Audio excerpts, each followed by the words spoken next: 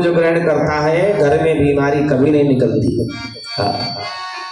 ये हम नहीं कहते, बड़े बड़े संत कहते हैं, विद्वान अंतरराष्ट्रीय संत कहते हैं इस बात। इसलिए हे मेरे कुत्ता पालने वाले प्रेमियों, तनिक इतना ध्यान रखना, अगर कुत्ता पालने का प्रेम है ठीक है, घर में कोई ऐसा भाग निश्चित करो जिस कुत्ते की नजर कभी रसोई पर ना पड़े। आप भोजन खा रहे हो तो उसकी निगाह थाली पर ना पड़े।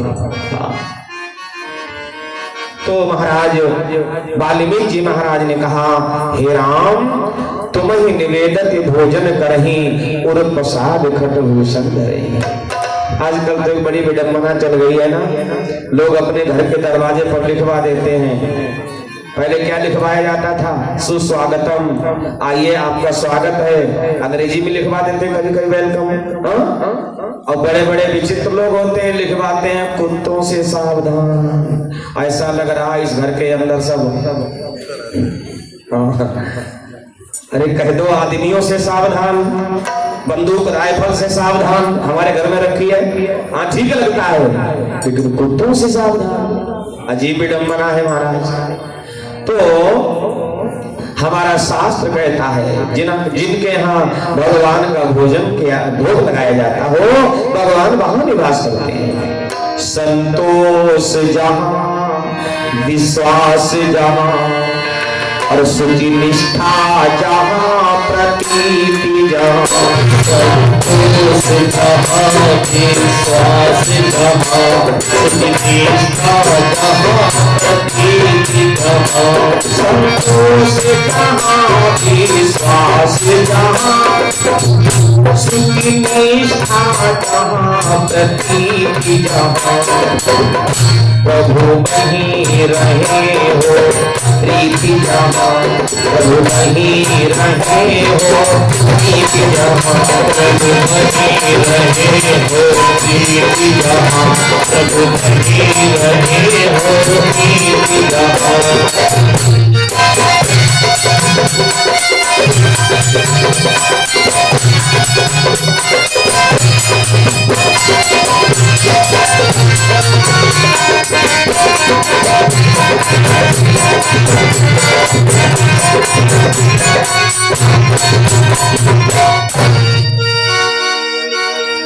जिस जन की आस तुम्हें तुम हो, जिस मन की टेक तुम्हें तुम हो, जिस जन की आस तुम्हें तुम हो, जिस जन की टेक तुम्हें तुम हो, जिनकी आँखों में वास करो, उनकी आँखों में वास करो, जिसके बस एक तुम्ही तुम हो, जिनकी आँखों में वास करो, जिसके बस एक तुम्ही तुम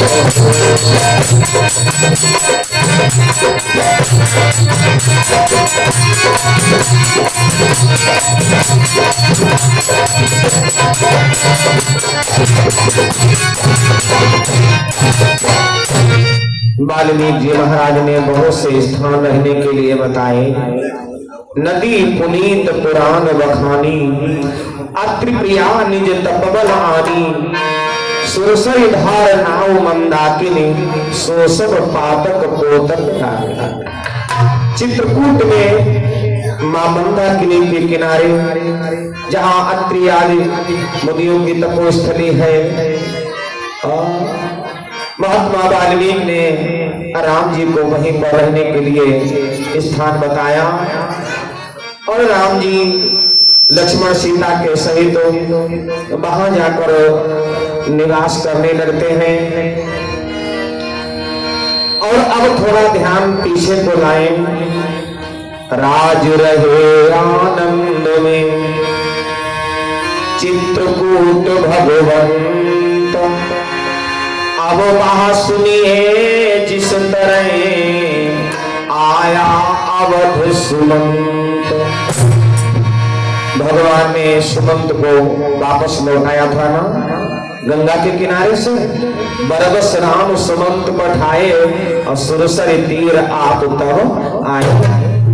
सुमंत रथ लेकर जब वापस चले हैं अयोध्या की ओर, और जैसे ही अयोध्या नगर की सीमा में प्रवेश किया है सुमंत ने, तो जो गुप्तचर थे वो दौड़कर पहुंचे महाराज दशरथ के पास और कहा, महाराज उठो, महाराज उठकर बैठो, शोक त्याग दो, देखो देखो राम जी वापस आ गए, राम जी वापस आ रहे हैं। महाराज ने कहा, राम जी आ गए? हाँ हाँ, मैंने रथ को आते हुए देखा, रथ की ध्वजा पताका दिख रही है। महाराज दशरथ जो जमीन पर पड़े हुए थे, बड़े ही भाव विह्वल थे, राम जी के आगमन की सूचना मिली तो उठकर बैठ गए। दूतों से कहा, जाओ जल्दी जाओ, मेरे राम को लेकर आओ, मेरे जिगर के टुकड़े को लेकर आओ, मैं अपने हृदय से लगाना चाहता हूं। तब तक रथ महल में प्रवेश किया। मंत्री सुमंत ने घोड़े को खोलकर घुड़साल में बांध दिया, रथ को किनारे खड़ा कर दिया, और जहां पर महाराज दशरथ थे विराजमान, वहां पर सुमंत आए। रोते रोते आंखें इतनी सूज गई है कि महाराज की दृष्टि कम हो गई, गला अवरुद्ध हो गया, बड़ी विचित्र स्थिति है महाराज, मछली की तरह तड़पते रहे ना। मंत्री सुमंत आए और आकर सर झुकाकर खड़े हो गए। महाराज ने कहा, मंत्री क्या बात है? अरे तुम अकेले आ गए? राम जी को अंदर लेकर आओ। क्या उनको वहीं द्वार पर छोड़ दिया? जाओ जाओ अंदर लेकर आओ, मैं राम जी को देखना चाहता हूँ, मैं अपने हृदय से लगाना चाहता हूँ। और सुमंत राम जी को कहां से लेकर आए? राम जी तो आए ही नहीं। महाराज ने कहा, अरे जा क्यों नहीं रहे हो? जाओ राम को लेकर आओ। सुमंत की आंखों से गरम गरम आंसू गिरने लगे। जब गरम गरम आंसुओं की बूंदें जमीन पर गिरी, महाराज ने देखा ये बूढ़ा मंत्री रो रहा है। सुमंत क्या बात है, तुम क्यों रो रहे हो? क्या कोई कष्ट है या फिर राम जी नहीं आए? अरे महाराज तो सुमंत फूट फूट कर रोने लगा, अपने भाग्य को कोस रहा है। हे विधाता, तूने मेरे हिस्से में क्या काम दिया? मैं महाराज के 3 बच्चों को जंगल में छोड़कर आया। महाराज ने कहा, सुमंत क्या राम नहीं आए? सुमंत ने कहा, महाराज क्या बताएं? घास बिछाई के वृक्ष तरे, प्रभु रैनी गमाई गंग किनारे। जब यहां से गए थे ना अयोध्या से, तो प्रथम रात्रि तमसा नदी के किनारे जाकर रथ रुका था। घास बिछाई के वृक्ष तरे, प्रभु रैनी गमाई गंग किनारे। भोर भये बट दुग्ध मगाई के, आपने हाथ जटाजु संहारे। जेहि नाम लये भव सिंधु तरे, सोई गंग के पार निषाद उतारे। सुमंत पिता सम जाई कहो, हाय कुशली दो पूत तुम्हारे। महाराज गंगा के किनारे तक तो हमारा और राम जी का साथ रहा, और गंगा के किनारे जब पहुंचे तो राम जी ने मेरा रथ जबरदस्ती वापस घुमा दिया। स्वयं केवल की नाव पर सवार हो गए। बोला रथ को हमको विसारो, और नौका पर राम सवार हुए। रथ को हमको विसारो, नौका पर राम सवार हुए। बोला रथ को हमको विसारो, नौका पर राम सवार हुए। मैं रहा देखता पत्थर सा, वो तीनों गंगा पार हुए। देखता पत्थर सा, वो तीनों पार हुए।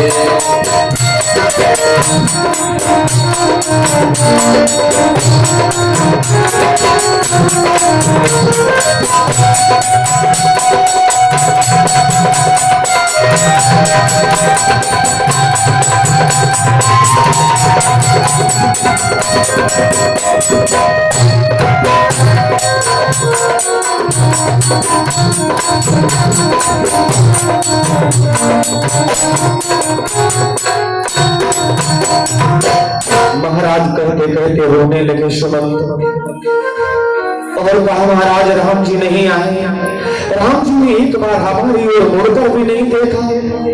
मैं रथ पर बैठा कर ले गया, जबकि आपने कहा भी था सुखी सुकुमार कुमार दो जनक सुता सुकुमारी, रथ चढ़ाए दिखराए वन फिरे गए दिन चार।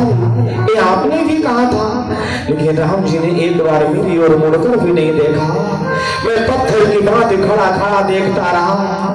जब तक दिखाई देते रहे तब तक मैं गंगा के किनारे खड़ा रहा, और जब दिखाई देने बंद हो गए तो मैं रथ लेकर वापस चला आया। आहा, महाराज दशरथ जो उठकर बैठे थे सो एकदम धड़ाम से जमीन पर गिर पड़े, धड़ाम से जमीन पर गिर पड़े। तीनों रानियां दौड़ पड़ी, कौशल्या सुमित्रा के गई संभालने लगी। महाराज उठो, महाराज क्या हुआ क्या हुआ। माता कौशल्या ने महाराज दशरथ के शीश को अपने घुटने पर रखा और सहलाने लगी। महाराज ने कहा देवी इसमें दोष किसी का नहीं है, ये सब हमारे कर्मों का फल है। आज जो हमारी दुर्दशा हुई है ना, इस सारी दुर्दशा का जिम्मेदार मैं स्वयं हूं। तापस अंध श्राप सुधि आई, कौशल्य सब कथा सुनाई।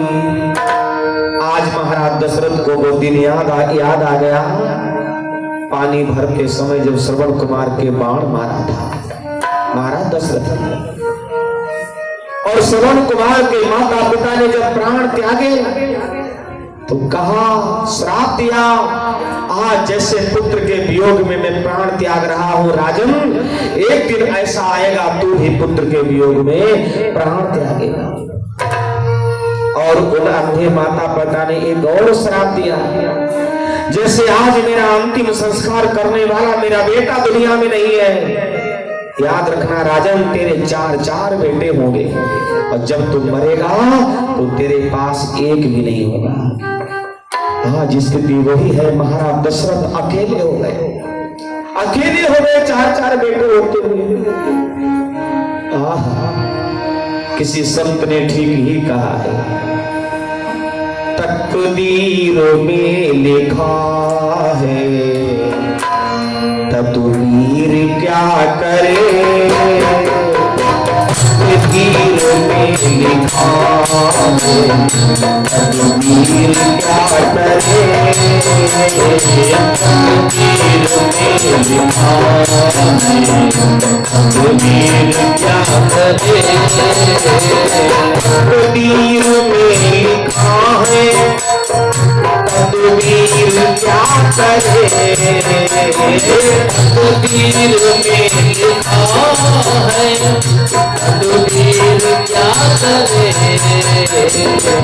तकदीर बदनसीबी तकदीर बदनसीबी दर दर फिरा करे, तकदीर बदनसीबी दर दर फिरा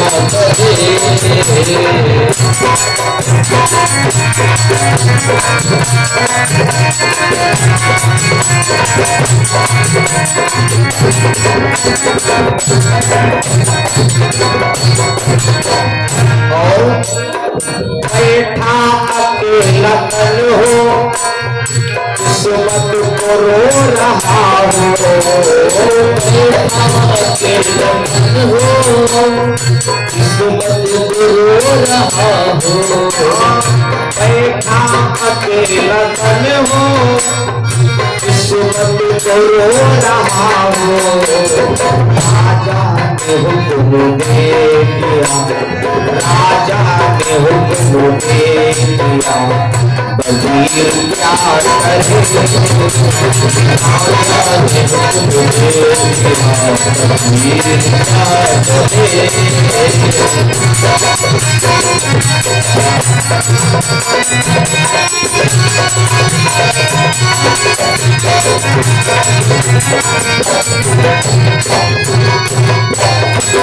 किस्मत किस्मत में जो होता है वही होता है।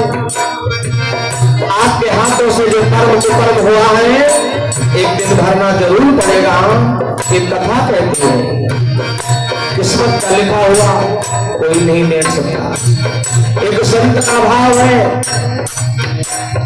सीता को रावण ले गया मुक्ति के ध्यान से। सीता को रावण ले गया मुक्ति के ध्यान से। सीता को रावण ले गया मुक्ति के ध्यान से। सीता को रावण ले गया मुक्ति के ध्यान से। लंका तो सारी जल गई, लंका तो सारी जल गई, हनुमान क्या करे। लंका तो सारी जल गई, हनुमान क्या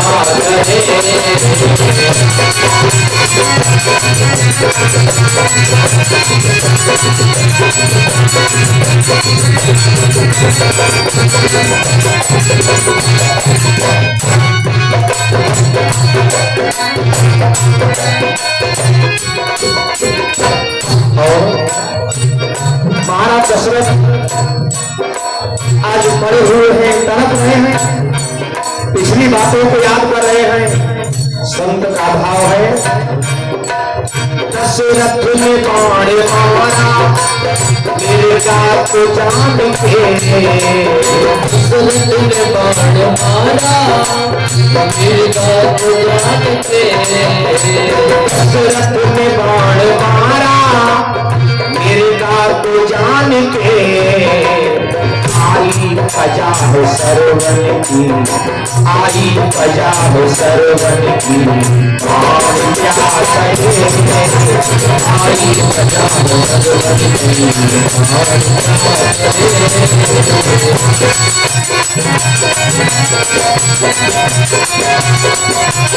आई प्रजा है सरवन की, आई प्रजा है सरवन की, आई प्रजा है सरवन की, और क्या करे। सुधीर क्या करे,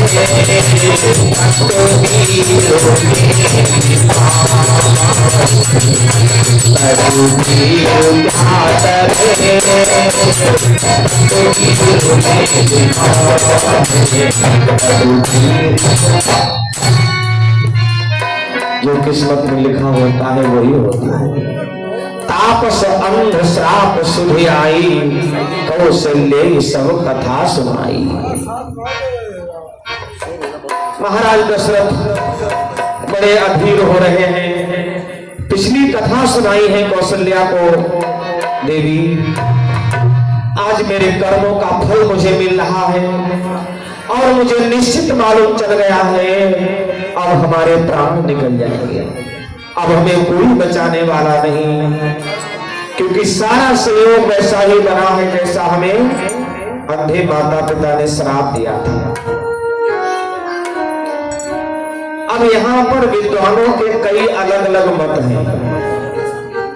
हमारे मानस के प्रकांड विद्वान हमारे वहीं और बैठे हुए हैं डॉक्टर सत्यप्रकाश मिश्रा जी, और उन्हें कथा सुनाते हुए थोड़ा डर भी रहा हो कि जब कोई विद्वान बैठा होता है तो कुछ कहने में बड़ा ऐसा लगता रहता है। और निश्चित रूप से हम अभी आपको सुनेंगे भी थोड़ी देर, क्योंकि जब हमने आपकी चर्चा की है तो हमारे आयोजकों में बड़ा उत्साह हुआ आपके आगमन का, तो अवश्य हम आपको थोड़ी देर सुनेंगे और अवश्य हम लोगों को एक ऐसी वर्कशॉप मिलेगी, ऐसा ज्ञान का भंडार मिलेगा जो चीजें हम लोगों से वास्तव में बड़ी अछूती रह जाती हैं। हम लोगों का तो कभी कभी मौका मिलता है सुनने का, सुनाने का तो बहुत मिलता रहता है, लेकिन सुनने का नहीं मिलता है, और ये भगवान की ही कृपा होती है। ऐसे संत कभी कभी मिलते हैं महाराज। विभीषण कहते हैं बिनु हरि कृपा मिले नहीं संता, भगवान की जब कृपा होती है तभी इससे विद्वानों का दर्शन होता है। बोलिए आनंद कंद भगवान की। अब देखिए दोष किसका है। महाराज दशरथ का दोष है।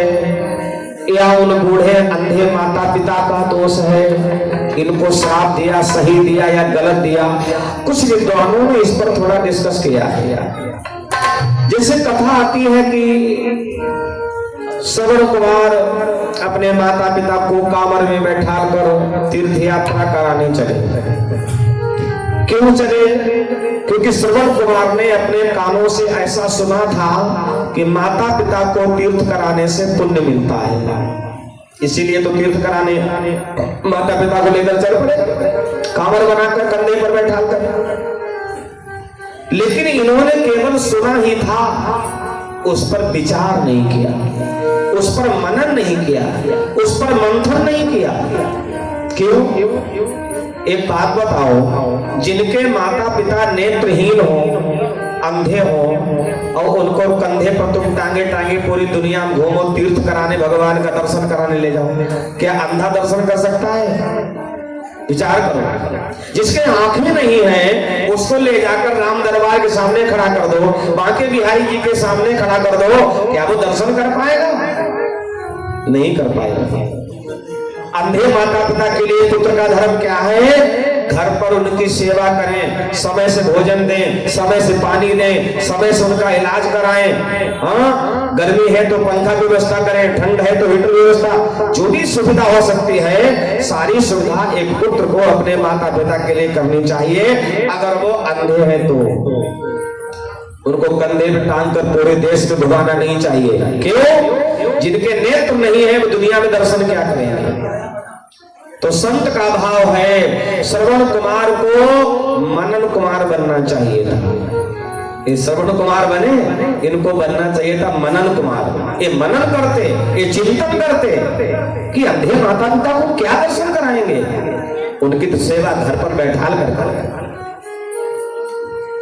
तो श्रवण कुमार ने जो अपराध किया उसका दंड श्रवण कुमार को मिला, सीने पर बाण लगा, प्यासे रह गए माता पिता और सरोवर के किनारे मारे गए।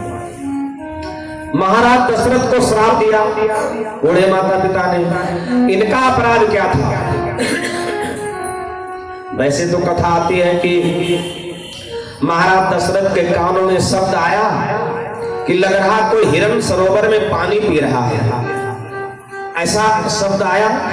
तो इन्होंने उसी शब्द पर बाण मारा। शब्द भेदी बाण का मतलब क्या होता है? जहां से शब्द निकल रहा है वहीं पर बाण लगना चाहिए।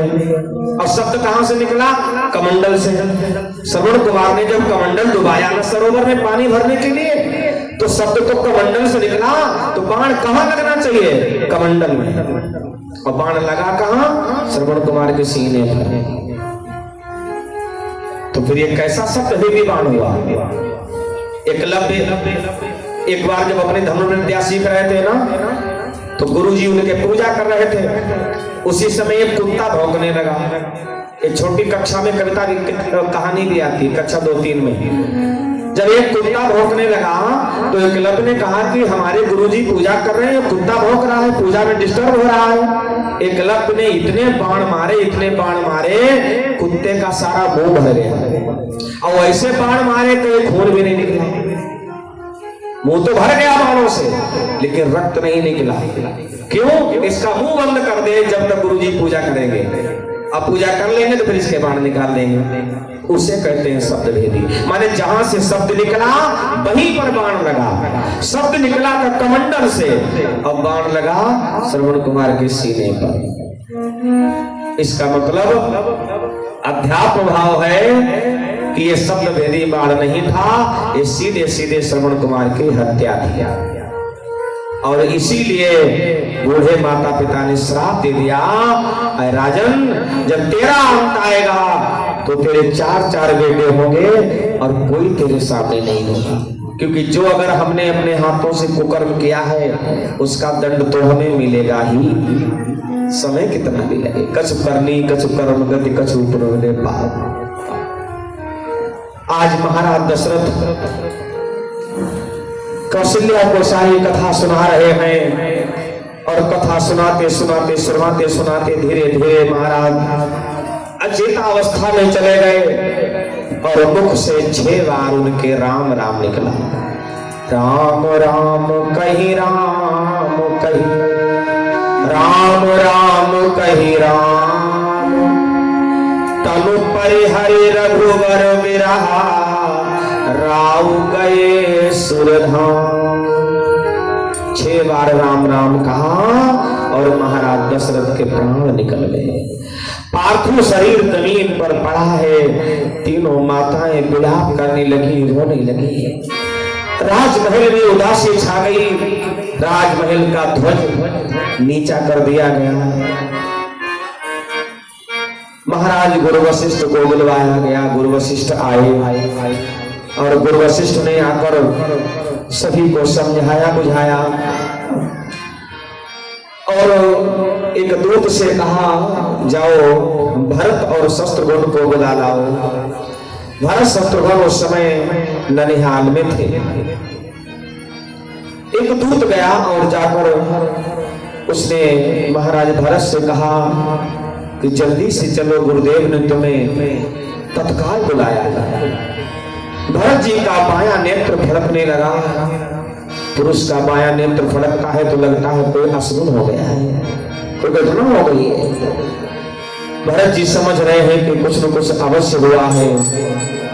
ब्राह्मणों को दान देकर दंडवत प्रणाम करके भैया भरत जी ने वहां से यात्रा आरंभ की और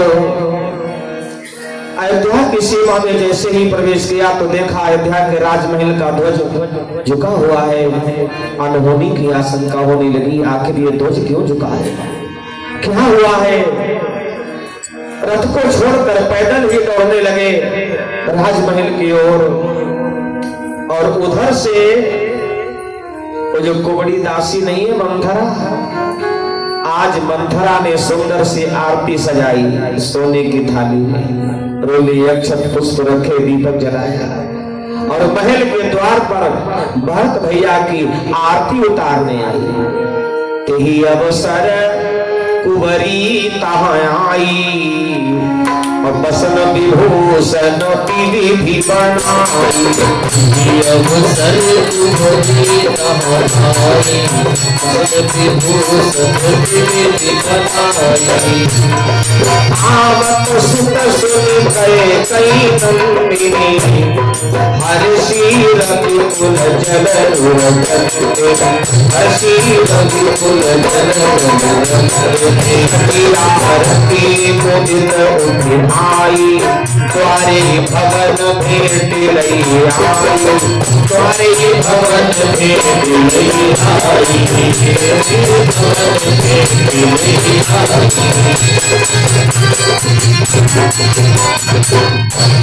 कुबड़ी दासी के साथ में महारानी कैकेयी भी है।